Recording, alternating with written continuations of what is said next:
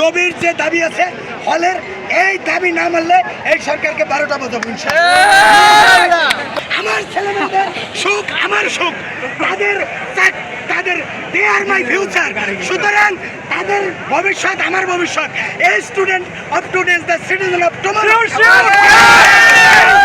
Study is the main task of student life. For this reason, we must hall room and we must reading room. So, আমাদের দাবি দেওয়া এই সরকারকে মানতেই হবে, না হলে আমরা দেখাই দেবো আমরা কারা।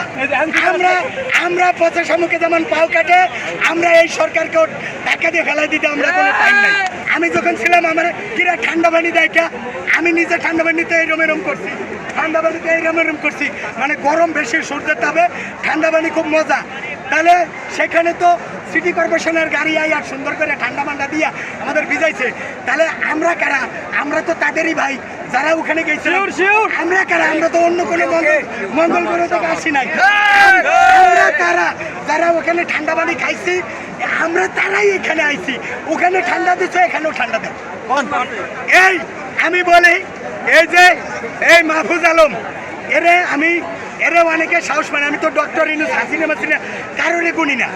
তাহলে মাহফুজরে বলি, তোমারে মাস্টার মাইন্ড এটা তুমি বললে খুশি হও।